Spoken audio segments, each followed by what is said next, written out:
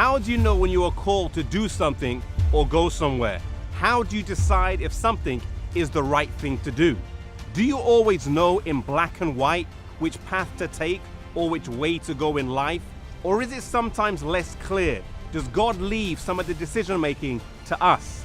Ellen White's call and subsequent trip to Australia illustrates in many ways the challenges that we face in seeking God's will as she faced these too.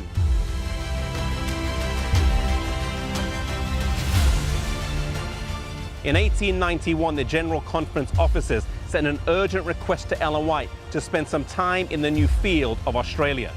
They felt it would be a great blessing, and if she had light in this direction, she was invited to set sail that same autumn. She prayed for weeks for guidance and direction, but nothing was forthcoming.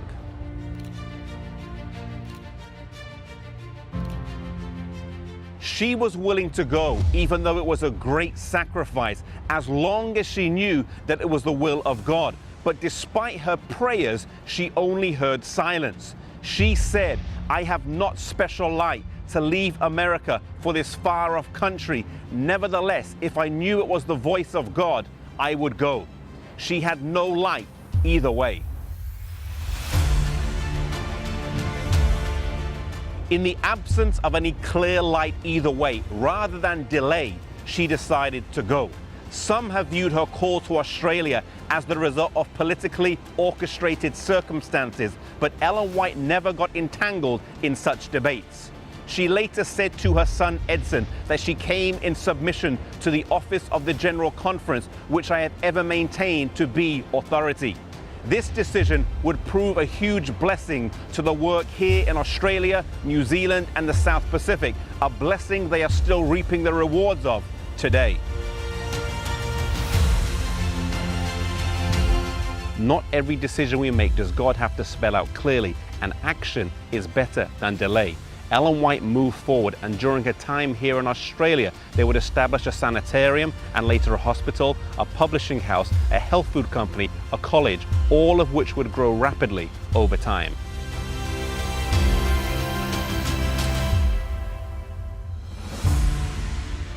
When Ellen White arrived in Australia, she was soon sick with rheumatic fever for about 8 months. She was in pain and was in bed for a long time.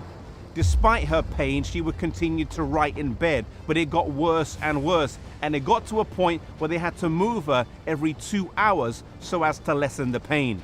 Eventually, she asked to be anointed, and afterwards she said that she was relieved but not restored, but content to wait for the Lord to work on her behalf.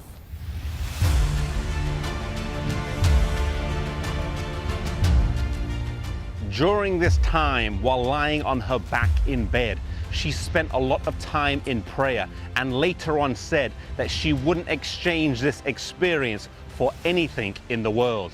It was during this time that Jesus became a friend more dear than before.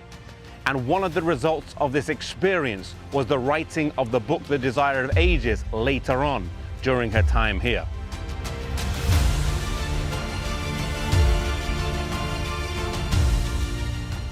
Sometimes God was very explicit with how he led Ellen White, and at other times he was less direct. Sometimes he was quiet and she would have to figure it out. If this was how God led a prophet, then we cannot expect him to be more prescriptive in our lives today. Not every decision we make does he spell out exactly for us, and oftentimes he expects us to use our minds to reason as we come to a decision.